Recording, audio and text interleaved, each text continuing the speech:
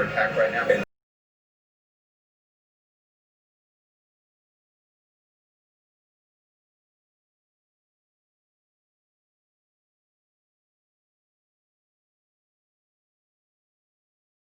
To those tensions, NBC's Janice McIntyre was given an exclusive look inside the accused high-security lab, the Wuhan Institute of Virology. It is the first time any independent media outlet has been allowed to see it since the pandemic began. Janice joins us live now from Wuhan. Janice, good to talk to you. So there is no credible proof to the claims that the virus originated inside that lab. What are the officials and the scientists that you met with saying on the ground? We spoke with the director of the Wuhan Institute of Virology. It's a campus of laboratories, and also the director of the high security lab there, the BSL-4. This is the one that's coming into question because it handles the world's most dangerous pathogens. So this is the place where a lot of these questions and conspiracy theories are targeting. They, as expected, told us they had nothing to do with it, that there wasn't a leak, there wasn't an accident, they didn't manufacture the virus in the lab. They said, if anything, they were the first to decode and share the genetic sequencing of the virus with the World Health Organization and a global database. I spoke with Wang Yanyi. She is the director of the Wuhan Institute of Virology. Here's what she had to say. All I can say is that there is indeed a small group of people who are making baseless accusations without any evidence that the Wuhan Institute of Virology leaked or made SARS-CoV-2, which is completely untrue and malicious. I don't think the Wuhan Institute of Virology has anything to do with the source of this novel coronavirus. Whether someone apologizes to us or not, it won't change that fact. I also asked her about that January 2018 State Department cable that highlighted concerns about the Wuhan lab and the lack of trained staff. She said she was confused because U.S. diplomats didn't visit in January. They didn't come until March of 2018, and for a seminar that focused not at all on biosafety, and they didn't set foot in any of the labs. Eamon? Hey, Janice, I got to ask you, a lot of American politicians, including the president of this country, have been floating conspiracy theories out there about the origins of this virus. What are officials there saying about those allegations coming out from American politicians, including the president, and those conspiracy theories? Well, we should say that there are also some conspiracy theories on the Chinese side, and Chinese officials who are accusing the U.S.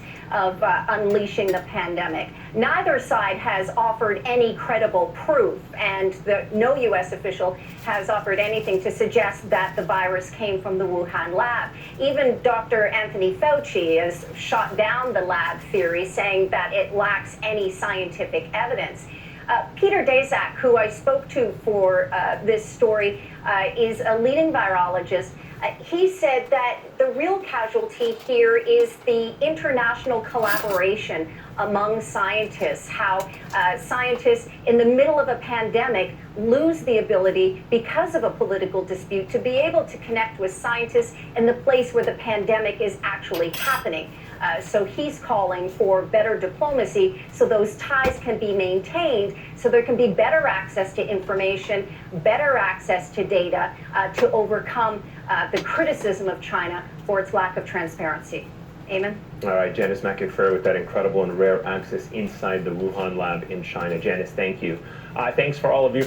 I want to stop right here for a second. Let's back up and let's look inside this lab. It's footage that ordinarily people like you and I will never have an opportunity of observing or witnessing. The thing about it is, there's labs like this all over the world. All over the world that is in constant contact with various biological, very, very lethal, frightful germs that can be unleashed onto society in a split second that would literally cause havoc up onto the world, such as we're seeing right now. We've got laboratories that handle not only biological stuff, but we got laboratories that handle nuclear stuff pertaining to atoms and decrystallizing neutrons and stuff like that. And then, of course, we got the actual scientific version of it where you go over into science that are actually trying to break down various chemical compounds and trying to make various medications to stop this or to stop that or to enhance this or to enhance that. So to go into a laboratory like this is really almost unprecedented for them to open up and say, you know what, we're not guilty. Well, you know what? I said all along that they wasn't guilty. I have said all along that this particular Wuhan, W-U-H-A-N lab is not guilty of this virus. This virus was purposely planted close to the Wuhan lab to give the appearance that it come from the Wuhan lab, but the truth be known, they was set up. They was set up by somebody that put a lot of thought into all of this, and you got to keep in mind during the time that this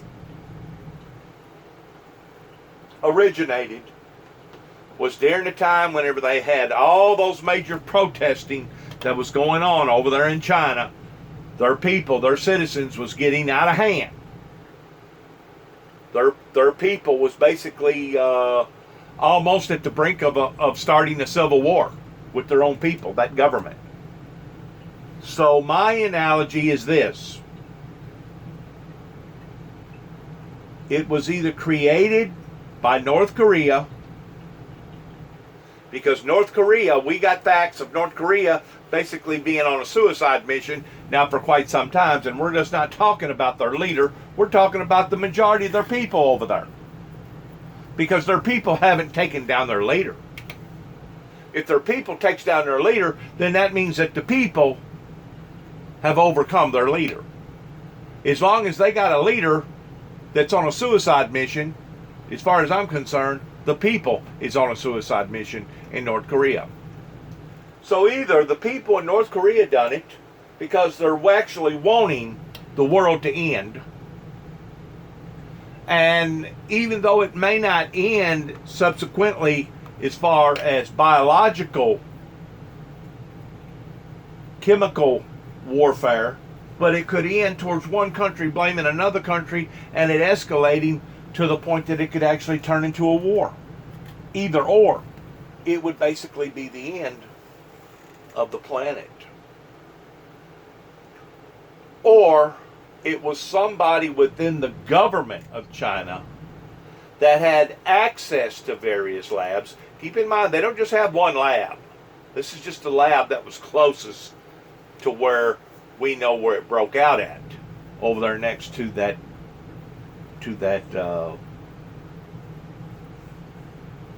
wet something where they buy a lot of fish and they eat raw squid and stuff like that. I forgot what they call the market, some sort of wet market. But we know that it broke out there, but we don't know who actually done it. It was set up in a lab somewhere, but it wasn't this lab. But it is to give the appearance that it come from this lab. That's what I've said all along.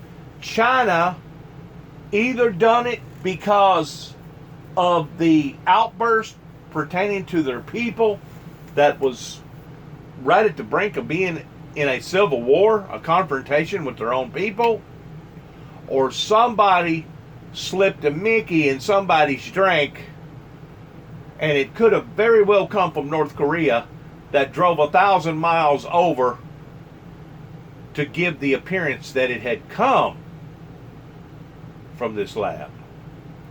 I've said all along that it did not come from this lab.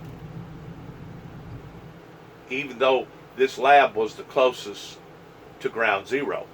I've said all along that it didn't come from this lab. Matter of fact, God was the one that inspired me of believing that whenever Kim Jong kept telling President Trump again and again and again, we got a Christmas present for y'all, we got a Christmas present for you, we got a Christmas present for you. That was all throughout the month of November, leading into December before Christmas ever hit. Okay? And our national intel thought that it was a possibility that Kim Jong was actually stupid enough to fire off a nuclear ballistical missile over here again that had done already frightened the heck out of a bunch of people over in Hawaii. We literally thought that there was a possibility that this, I'm going to call him a madman. A madman would have been willing to have fired off a ballistic missile with a nuclear head on it. So we was watching very closely. And whenever I say watching, I'm just not talking about somebody in the weeds with a pair of high-powered glasses on. No, I'm talking about we was watching from outer space. We had done already zoomed in and put that whole country under observation by various satellites with various people that was watching the activity that was being fluctuated down on the ground. It wasn't long after, whenever that occurred, Kim Jong supposedly got deathly sick.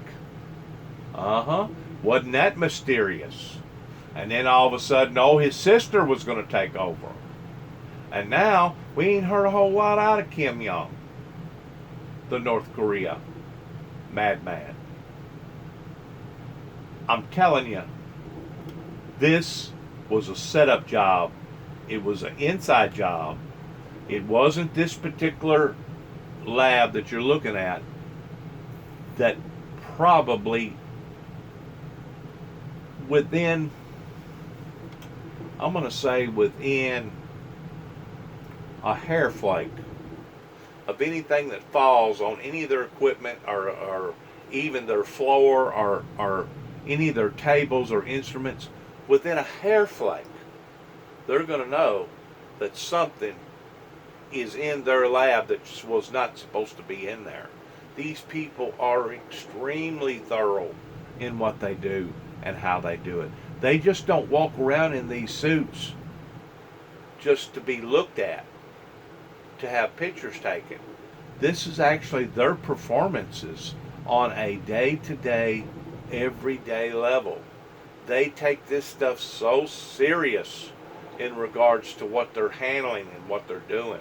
They probably take this stuff more serious than a lot of nuclear labs that handle biophysics and stuff like that. Because they know that if this was to ever get released out into society, that it could be devastating for humanity. They know it. They're not stupid. Those suits that they're wearing, they're all air-blown suits. They're breathing in fresh oxygen from tanks. They're not even breathing the air that they're in right there. So what they're doing is crucial. Very, very crucial. Probably the most crucialest, sensitivest occupation that a person could have on this planet, other than possibly being an astronaut himself and doing some of the stuff that they have to do. This is intense. What they're doing is very, very intense. So don't think for a second that the whole world hasn't been sabotaged, or the whole world hasn't been taken hostage because of this, because it has. The whole world has been taken hostage because of this coronavirus pandemic, COVID-19, that is now wreaking havoc upon various nations all over this nation, that, if the truth be known, we haven't even got into the first phases of this thing yet. And I don't want to say that to sound like, well, this guy's fear-mongering, this guy's trying to to bring unnecessary anxiety into society because of this coronavirus stuff. No, no, no. That's not what this is about. No. This is about the end of humanity as we know it, that we have been sabotaged or held hostage over a wicked, demonic being that is trying to destroy humanity. And if North Korea or somebody like ISIS or somebody like the Taliban could lead the charge in that to the degree that they could actually account themselves as being part of the procedure that was involved in that, they would take recognition and credibility for that in a heartbeat. In a heartbeat. People don't realize what we're up against whenever it comes to pure, mere mortal evil. These people would give their eye teeth if they could start something like this. That would be the end of civilization. They're that cruel. They're that mean. They're that evil. And as far as gaining recognition, oh my God, what are you talking about? They would jump up and down. They would celebrate from now until hell froze over, in which you know hell ain't going to freeze over. But they would celebrate the fact that they was the ones that perpetrated the end of humanity. That's what society's dealing with right now. And if it's not being dealt with on a personal one-on-one level, or a community level, or a social state or area level, it's being dealt with on a global level. We are not just dealing with some small fraction of a problem here. We're dealing with civilization ceasing to exist if we do not come up with a remedy pertaining to this problem. And the problem appears to be evolving. It appears to be growing. It appears to be escalating. You know, there was a lot of talk there in the beginning, but whenever summertime comes, it'll just die out and fade away. Like any other common cold or any other common flu. Well, this isn't acting that way. Whenever you're still having over 1,000 people a day that's dying in America because of COVID, it's obviously not dying away or dying out.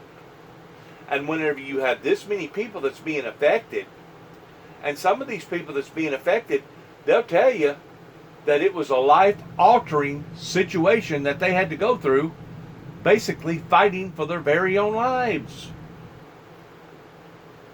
So it's not as simple as what it sounds like whenever it comes to the finger pointing. Whenever it comes to the finger pointing, there was lots of mistakes that was done by China. There was lots of mistakes that was done by America there in the beginning. There was lots of mistakes that was done by the CDC as well as the World Health, because people did not identify or recognize the severity of how lethal that this stuff is that is broke out into society. This is not the first time that a major pandemic has hit society. There was a major pandemic whenever Jesus was walking the land pertaining to leprosy.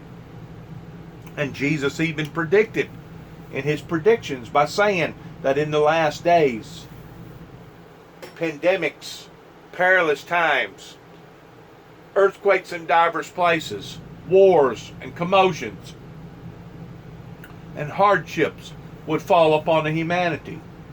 Once more, whenever you have somebody such as myself that has been looking for converts, people to support a ministry that supported the ideologies that I've been preaching now for 30 plus years, and whenever you can't get no converts, it's obvious that these people around here did not want peace, not real peace. not genuine, authentic, biblical peace. If they did, I would have a congregation such as Joe Osteen. I don't have that congregation. I may have silent witnesses. I may have silent supporters. I may have silent secret admirers. But no one has come forth. No one is binding together. No one is attacking this movement pertaining to this coronavirus in the way that it should be attacked. A matter of fact, we've got more troubles on the front now that goes beyond just coronavirus, pertaining to the carnal damage, the collateral damage that's coming off of the coronavirus that probably exceeds what the coronavirus was actually doing, either economically or physically or emotionally. We've got all these different problems now that have suddenly appeared that are escalating. Suicides, teenage suicides, people losing their minds, not knowing what they're doing, people becoming homeless, people not having enough money to pay for their automobiles and their cars and their obligations. We've got all this carnal damage, collateral damage, that is a fallout from the COVID-19. That's actually worse than the COVID-19 as of right now. Now, the COVID-19 could actually continue to spread and evolve and get worse to the point that it's just unbelievable of what type of damage that we could see from this. You know, we think that we're in the 21st century. We think, oh, we're the children, we're the king's kids, and we're this and we're that, and God's going to do this and God's going to do that. I got news for you. We aren't any different than the generation before us in the 1900s fighting the Spanish flu, or the generation before that fighting the bubonic plague, or yellow fever, or some other pandemic that broke out into society. We are here today in the generation that we're in simply because we're here? No. We're not just here by coincidence. We're here because we're supposed to be here. We wasn't supposed to have lived in the 19th century, or the 18th century, or the 15th century, or the 10th century. We're here because we're supposed to be here. And God has given us the tools. He has given us the wisdom. He's given us the knowledge. He's given us the insight towards being able to fight against this stuff in the 21st century, if people will put their heads together and quit all this nitpicking and bickering with one another and start getting to the root of the problem and identifying who the problem actually is. Whenever you have a society that can no longer identify the difference between righteousness and unrighteousness, then is whenever you take a chance on no longer having a society. Whenever you cannot identify the difference between good people and bad people, between evil people and godly people, then you have a society that is on the brink of fixing to no longer become a society. And you can look at other generations that has went through similar situations that almost become totally distinct before they finally woke up. And I ain't just talking about the information that's in the King James Version Bible. I'm talking about information throughout the history of historical findings and facts, scientific proofs throughout history of various cultures, of various generations that has went through horror because of one thing or the other, regardless whether it come in the form of a flood or a fire or a hurricane or an earthquake or pestilences or diseases or war. You've got generation after generation after generation that has went through hell. If you'll look and identify, not just in the Bible, but also throughout the history books of history. So please, please take these issues serious. This is not something to be looked upon as being some sort of a joke. Good luck to all of us coming from the Windmill Ministries, as we say and will continue to say, Shalom. Shalom and blessed be to the highest pertaining to Yeshua and Yahweh, God Almighty.